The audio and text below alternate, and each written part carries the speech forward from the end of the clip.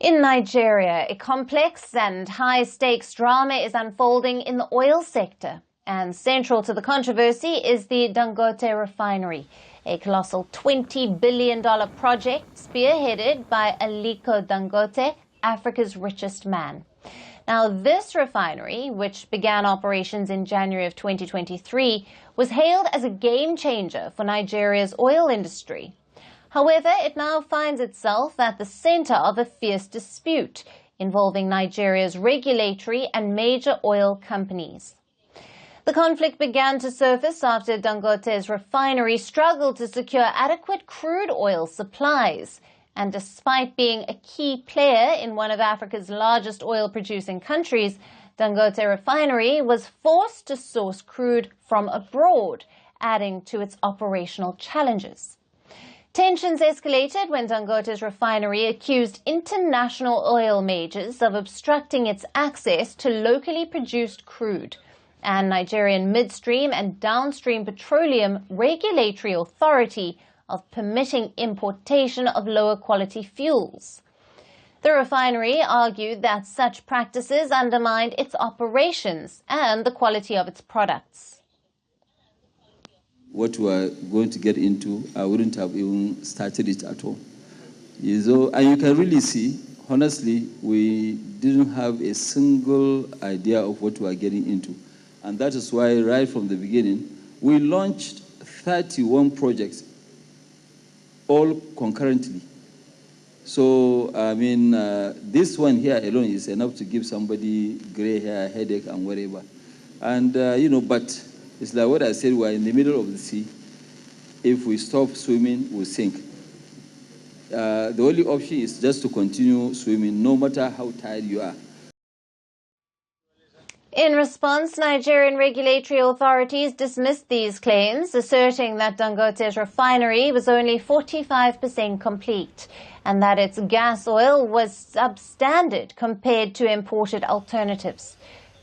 Further adding fuel to fire, Nigerian lawmakers launched an investigation into these allegations. A newly formed committee is now tasked with probing claims of fuel contamination, the operations of regulatory bodies, and the overall state of oil sector. Now, the situation took a dramatic turn when Dangote invited lawmakers to inspect his refinery.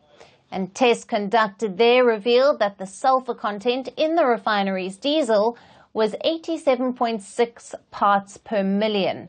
The number is significantly lower than that of other locally available fuels, which exceeded 1,800 parts per million and 2,800 parts per million. We started with about 600-700 ppm, which is true, and that is why we started. Because it was a new plant. We have not commissioned most of them. So by the time that we finish now, we have commissioned part of it. So I'm actually surprised for somebody to come and mention that, yes, we have a bad quality. We and the other modular refineries. I can't talk about the quality of the modular refineries, but our own today, like what I said, our own production, you have seen, we have tested it, is 87 ppm. And by the time you come even on Monday, we'll be at 50. By beginning of August, end of this month, beginning of August, we'll be at 10 ppm. Compounding the dispute, Dangote recently announced that he would halt his plans to invest in Nigeria's steel sector.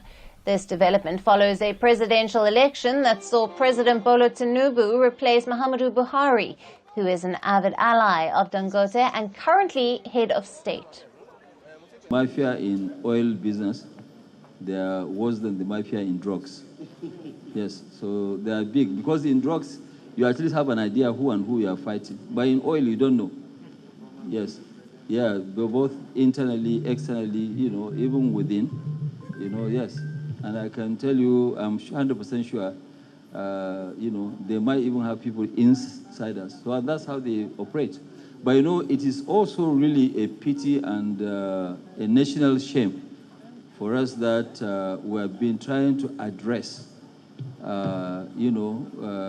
the fuel queues since 1972. So as the legislative investigation continues, the broader implications of this conflict are becoming apparent. Hence, in the midst of this turbulence, the outcome of the investigation and the resolution of these disputes will be critical for Nigeria's oil industry, Dangote's business empire, and the broader economic landscape of the nation. Climate change is on our doorstep.